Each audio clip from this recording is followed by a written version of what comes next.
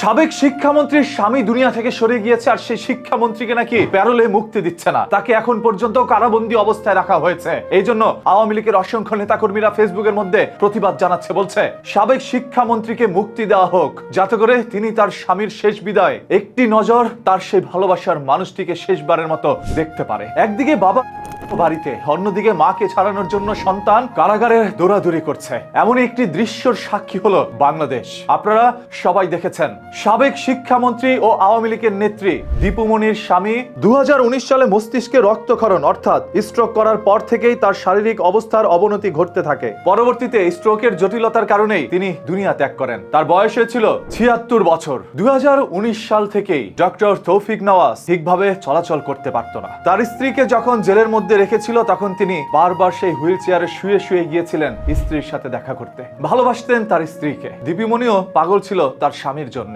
আজ সেই ভালোবাসার মানুষটি দুনিয়া ত্যাগ করেছে, তখন ভালোবাসার সেই স্ত্রীটি তার পাশে থাকতে পারেনি। ফেসবুকের মধ্যে অনেকেই অনেকভাবে পোস্ট করে এমন একটি তথ্য ছড়াচ্ছিল, যেখানে বলা হচ্ছে দীপুমনিকে শেষবারের মতো তার স্বামীকে দেখতে দেওয়া হচ্ছে না। বাংলাদেশের বর্তমান সরকারও নাকি স্বৈরাচারী আচরণ করছে। কিন্তু না, সত্য তথ্যটি হচ্ছে দীপুমনিকে 12 ঘন্টার জন্য প্যারোলে মুক্তি দেওয়া হয়েছে। দীপুমনি তার স্বামীকে দেখতে এসেছেন। এই তথ্যটি হয়তোবা অনেকেই জানে না, তাই আপনাদের কাছে অনুরোধ, ভিডিওটি শেয়ার করে দেন, যাতে করে মানুষ এটা জানতে পারে যে হ্যাঁ, দীপুমনি 12 ঘন্টার জন্য মুক্তি পেয়েছে। দেখেন, আমাদের বাংলাদেশের শুরু থেকে এই পর্যন্ত এরকম অসংখ্য ঘটনা ঘটে গিয়েছে। মিথ্যা মামলার অভিযোগেও অনেক মানুষকে জেলের মধ্যে রাখা হয়েছে। এর পরবর্তীতে তার মা বাবা দুনিয়া ত্যাগ করেছে, শেষবারের মতো তার সন্তানকে দেখতে দেওয়া পর্যন্ত হয়নি। প্যারোলে মুক্তি পেয়ে অনেকেই হয়তোবা তার মা বাবাকে দেখার একটি সুযোগ পেয়েছে, কিন্তু সেই সুযোগ কতজনই বা পাচ্ছে? আজ দীপুমনি তার স্বামীকে দেখতে আসতে পেরেছেন, কিন্তু শেষ নিঃশ্বাসটি ত্যাগ করার সময় পাশে এসে দাঁড়াতে পারেন না। হয়তোবা দুনিয়া ত্যাগ করার মুহূর্তে তার স্বামী ডক্টর